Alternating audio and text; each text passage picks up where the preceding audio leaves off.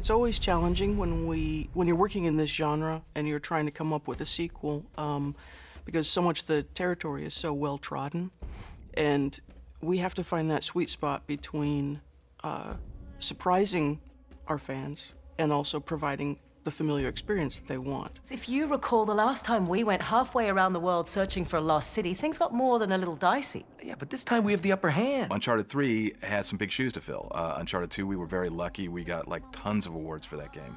It's sort of like, where do we go now, you know? What the hell? Let's do it.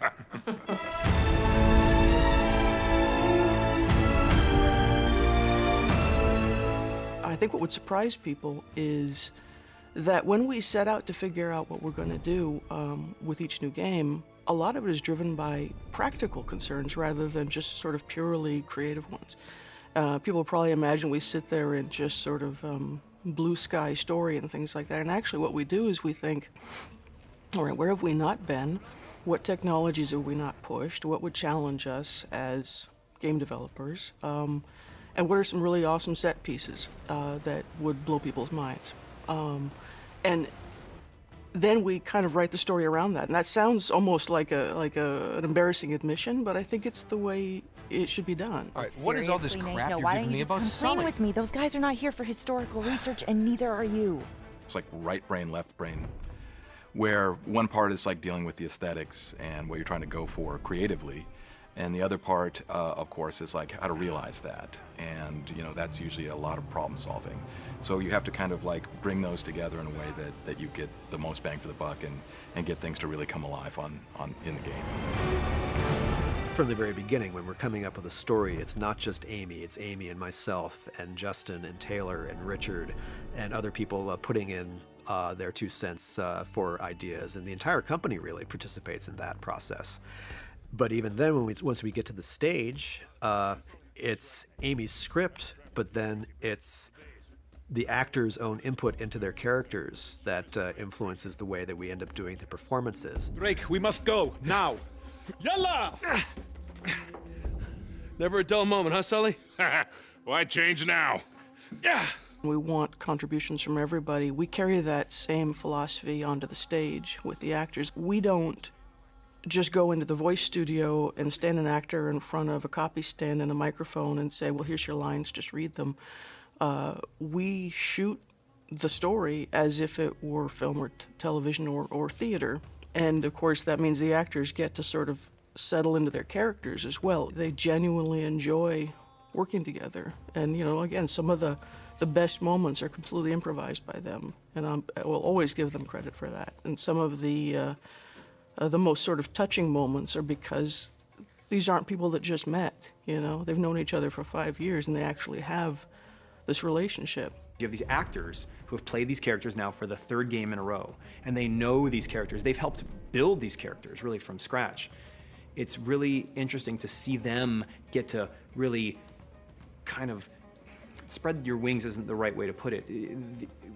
These actors are getting a chance to sort of explore the corners of who these actors are, of who these characters are. You can skip the mind games. You don't know me. You know, if we come up with some ideas on the spot, you know, we'll try them out, and if they end up working, then we'll use them. I mean, probably one of the best examples of that is even from the first game when Nolan and Emily had a scene where Elena's character had just caught up with Nathan Drake's character and she was pissed off, and we ran the scene a few times, and Emily just said, hey, you know, I feel like I should hit him here. And, you know, it wasn't in the script, but we thought, yeah, okay, that might actually be funny. So, you know, we get in the scene and she does this like, hug it.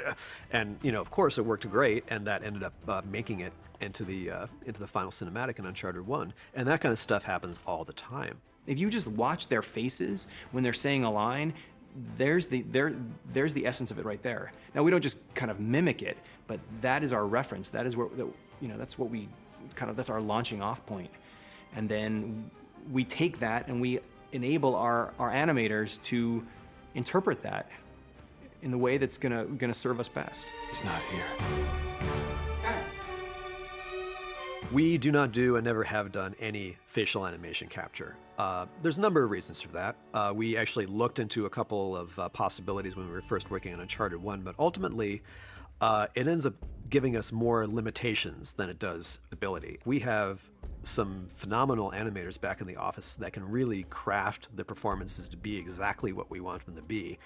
And when you're working with facial capture, you know, you're just kind of stuck with what you got, and you got to spend all this time cleaning it up to get to where you want it to be. So why not just do what you want from the get-go?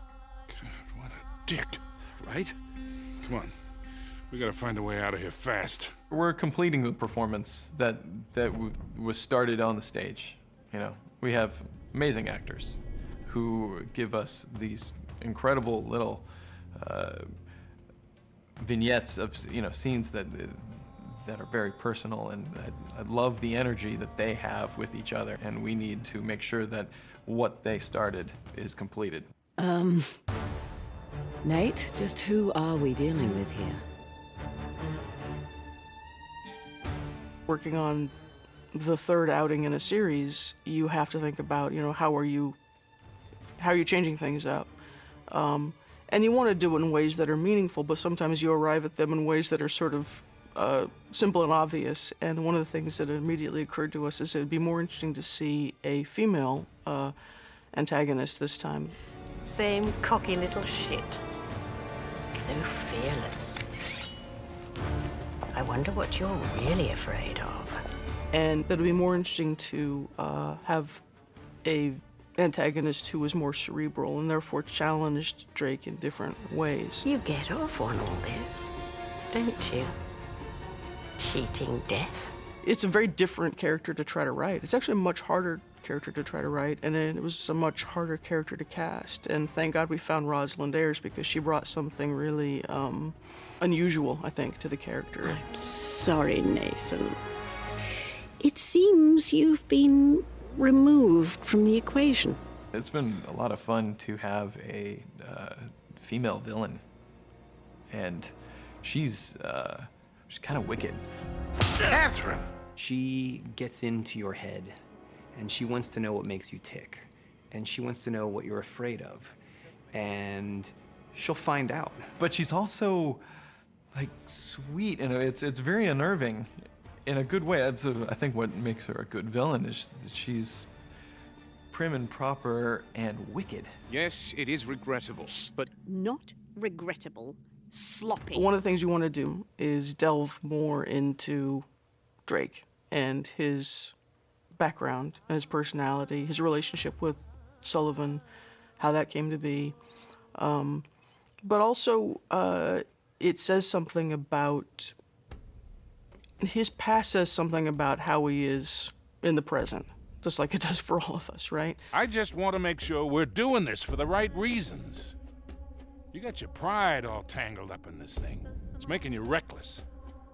I taught you better than that. I've always perceived Drake as someone who has some issues about loss and abandonment, and, you know, therefore keeps people at arm's distance. And when things get too real, he's real good at being the hero, but when things get too real, he might make himself scarce.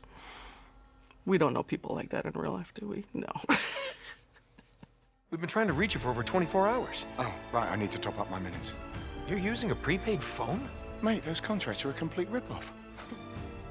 What? Mine's broken. I've been working with Amy and Taylor on the Uncharted games since the very beginning, right? And the three of us have this rapport and communication that enable us to really collaborate and work together and get the best possible results from each other. Come on, admit it.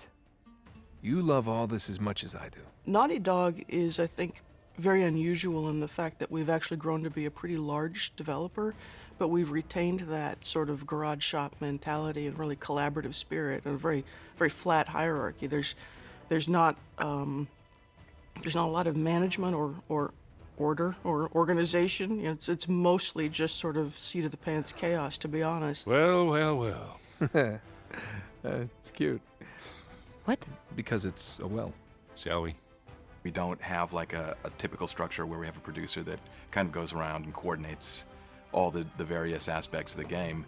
And ultimately, what you see in the end result in the cinematics is really the product of dozens of different people's ideas and vision. It's not just one person saying it's my way or the highway. Everything goes in. It's hard, I think, as a writer to say, all right, everybody just trust me and come along on this journey with me, while you yourself are terrified that, you're hoping that all of these ideas coalesce.